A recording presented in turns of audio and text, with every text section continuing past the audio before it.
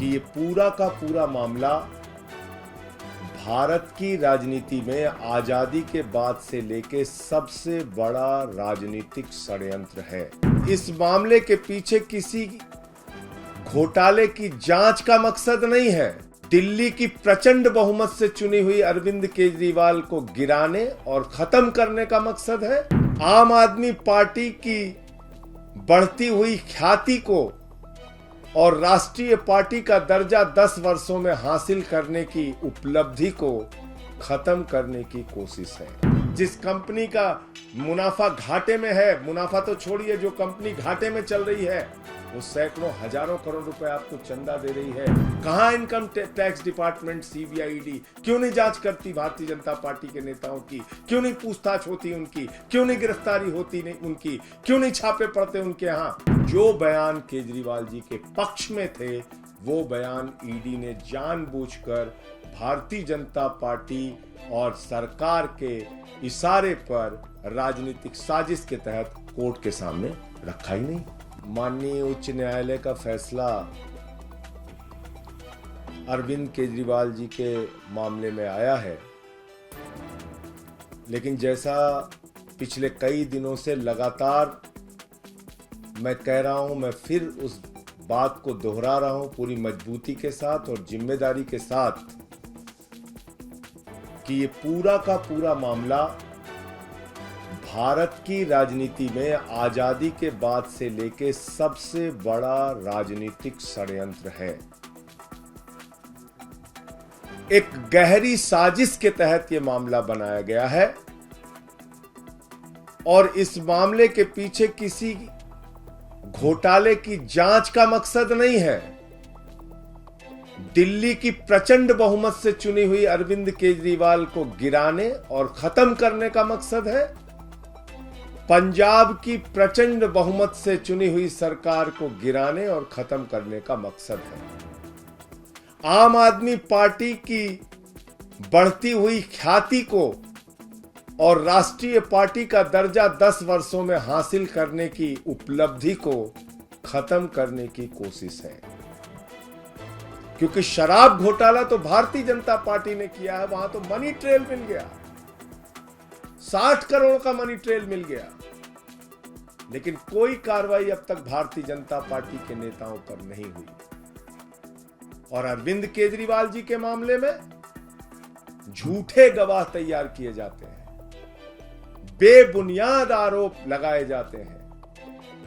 10-10 गवाहों के 10-10 बयानों को छिपाकर षड्यंत्र के तहत 2 ही बयान कोर्ट के सामने लाए जाते हैं। 10 बयानों में से 8 बयान छिपाकर मात्र 2 बयान कोर्ट के सामने लाए जाते हैं। और मैं फिर से दोहरा रहा हूं, मगुंटा रेड्डी, राघव रेड्डी के 10 बयान थे। अंतिम 2 बयान में जैसे ही उन्होंने केजरीवाल जी का नाम लिया, तुरंत उसके बेटे को बेल मिल जाती है। और मंगुंटा रेड्डी कौन है? आज की तारीख में वो एनडीए का प्रत्याशी है। आंध्र प्रदेश में नरेंद्र मोदी जी की तस्वीर लगा के वोट मांग रहा है, जिसके ऊपर भारतीय जनता पार्टी और ईडी ने शराब घोटाले का आरोप लगाकर उसकी जांच शुरू की थी। आज वो कैसे मोदी की तस्वीर लगा के वोट मांग रहा है? मुझे जवाब दो भारतीय जनता पार्टी के लोगों। शरद रेड्डी 12 बयान उसके लिए जाते हैं अरविंद केजरीवाल जी के बारे में, एक शब्द नहीं बोलता। अंतिम 2 बयान में बोलता है, 10 बयान में नहीं बोलता। और जैसे ही 2 बयान में वो नाम लेता है केजरीवाल जी का, उसको तुरंत बेल मिल जाती है और वो छूट जाता है कमर दर्द के नाम पर। ये राजनीतिक षड्यंत्र नहीं तो और क्या है? चंदन रेड्डी नाम के एक गवाह का कान का पर्दा फाड़ दिया गया, हाई कोर्ट में उसने अपील की। समीर महेंद्रू पे दबाव बनाया गया, अरुण पिल्लई पे दबाव बनाया गया, गवाहों को डराया गया, धमकाया गया।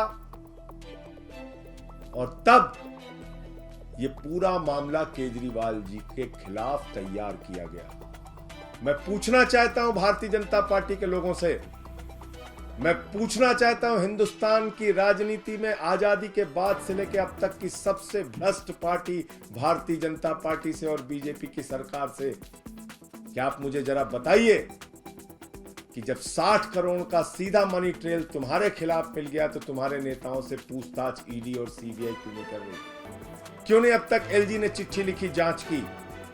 क्या कारण है कि इलेक्टोरल बॉन्ड में इतना हजारों करोड़ का घोटाला सामने आने के बावजूद, जिस कंपनी का मुनाफा जीरो है, जिस कंपनी का मुनाफा घाटे में है, मुनाफा तो छोड़िए, जो कंपनी घाटे में चल रही है वो सैकड़ों हजारों करोड़ रुपए आपको चंदा दे रही है, जो फर्जी कंपनियां कागजों में बनी हैं वो सैकड़ों हजारों करोड़ रुपए भारतीय जनता पार्टी को चंदा दे रही हैं। कहां income tax department, CBI, ED क्यों नहीं जांच करती भारतीय जनता पार्टी के नेताओं की? क्यों नहीं पूछताछ होती उनकी? क्यों नहीं गिरफ्तारी होती नहीं उनकी? क्यों नहीं छापे पड़ते उनके यहां? तो इसलिए मैं फिर दोहरा रहा हूं कि ये पूरा का पूरा मामला एक गहरी राजनीतिक साजिश के तहत अरविंद केजरीवाल जी के खिलाफ बनाया गया है, और जो बयान केजरीवाल जी के पक्ष में थे वो बयान ईडी ने जानबूझकर भारतीय जनता पार्टी और सरकार के इशारे पर राजनीतिक साजिश के तहत कोर्ट के सामने रखा ही नहीं।